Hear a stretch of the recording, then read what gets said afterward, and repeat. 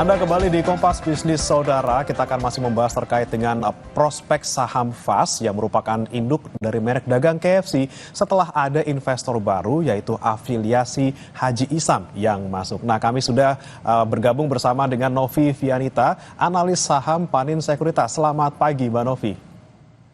Halo, selamat pagi. Ya, Mbak Novi, ini pertanyaan pertama nih, saya penasaran sebenarnya, kan ada data yang disebutkan ini oleh kantor jasa penilai publik Ferdinand dan Ihsan dan rekan terkait dengan SFN yang sekarang tuh lagi beli saham induk KFC-nya, itu harganya mahal Mbak, di angka 54,44 miliar rupiah. Kalau kata mereka ini harganya jauh dari harga wajarnya di 21,72. Anda setuju dengan hal ini Mbak?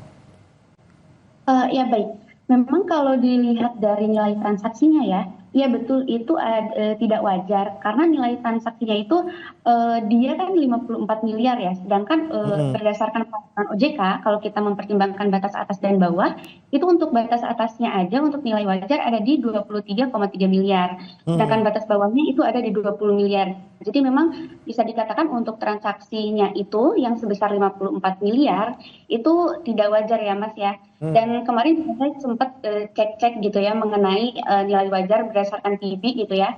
Saya menemukan bahwa valuasi transaksi tersebut itu menunjukkan rasio harga terhadap PBV itu sekitar 1,2 kali untuk JAI. Di mana itu jauh di atas Malindo ya, yang pemain-pemain besar lah gitu. Sedikit di atas Java juga yang PB-nya itu 1,1 kali. Namun dia memang masih berada di bawah Cepin. Gitu. Cepin itu kan 2,5 kali ya, sedangkan JAI ini 2 kali seperti itu. Oke, tapi kemudian kalau kita lihat tadi soal belinya di harga yang tidak wajar gitu ya, SFN ini belinya si saham JAI, kemudian apakah ini kemudian keputusan yang tepat? Apakah si SFN ini sebenarnya rugi karena belinya lagi di mahal-mahalnya atau malah lagi untung nih karena memang harga saham JAI ini lagi trennya murah karena memang kondisi perusahaannya lagi rugi gitu? Baik, untuk perihal ini pastinya SFN juga saya lihat sudah mempertimbangkan ya prospeknya seperti apa gitu Mas. Karena kan yang namanya bisnis itu melihat ke depan gitu. Terlebih seperti yang saya kemarin saya sempat cari-cari tahu gitu ya, kalau bisnis SFN sendiri kan itu di perdagangan daging ayam dan juga olahan ayam. Sedangkan untuk JAI dia itu lebih terintegrasi Mas. Jadi dia selain dia tuh mulai dari memproduksi pakan, terus juga penetasan, pembesaran, pemotongan, bahkan sampai pengolahan daging ayam, itu tuh kan terintegrasi bisnisnya. Jadi saya berasumsi bahwa SFN ini tuh nanti ada potensi akan memanfaatkan posisinya agar dia bisa dapat pasokan ayam dari JAI seperti itu. Jadi meskipun kelihatannya memang transaksinya itu tidak wajar, tapi pastinya SFN ini juga mempertimbangkan prospek ke depannya gitu. Karena JAI ini kan juga bisnis di bawah atau anak usahanya KFC ya. Jadi dia punya rantai bisnis yang kuat gitu. Jadi itu juga pasti jadi pertimbangan untuk SFN masuk dan membeli saham JAI dari KFC seperti itu. Oke, ada potensi memanfaatkan efisiensi gitu ya Mbak ya, karena memang lini bisnisnya bisa saling mendukung gitu ya. Tapi kalau Anda melihat Mbak Novi ketika kondisi industri F&B yang lagi kurang baik nih sepertinya ya, apakah keputusan pembelian saham SFN ini riskan gitu loh Mbak, apalagi di tengah saat ini pelemahan daya beli masyarakat, kemudian juga ada isu boykot yang melanda brand ini seperti itu. Ya, pertama saya bisa bilang kalau keputusan SFN ini memang cukup berani ya untuk membeli saham di tengah industri F&B yang lagi menghadapi banyak tantangan. Tapi sebenarnya balik lagi ke SNF-nya ya. Kalau ternyata asumsi di awal tadi benar, kalau ternyata SNF memanfaatkan posisinya untuk bisa mendapatkan ayam dari JAI, itu berarti prospeknya bagus gitu ke depannya. Karena kan bisnisnya sendiri tadi kita sudah bicarakan bahwa dia fokusnya ke perdagangan ayam, jadi dia tidak ada peternakan, dan dengan ini dia bisa dapat potensi pasokan ayam dari JAI atau bahkan dia memasok daging ke KFC gitu, karena kan kita tahu bahwa KFC masih banyak sekali atau kurang lah gitu untuk pasokan dagingnya gitu.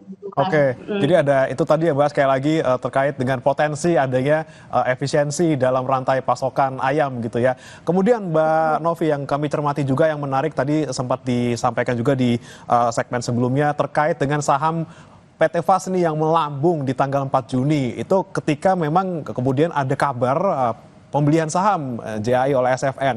Jadi yang sebelumnya ini di angka sekitar 280-an, kemudian di tanggal 4 Juli ketika kita dengar kabar itu naik tuh jadi di atas 300. Bahkan sampai dengan hari ini terakhir juga masih di 300 atas gitu Mbak. Bagaimana kemudian Anda melihat ini, memang apakah dampaknya positif bagi FAS dalam segi harga sahamnya gitu ya? Dan efeknya akan kira-kira berapa lama sih Mbak? Kalau ngomongin efek, kita bisa ambil contoh setelah penguatan kemarin ya, itu kan menguat cukup signifikan 24,46% di 4 Juli lalu ya, di hari Jumat.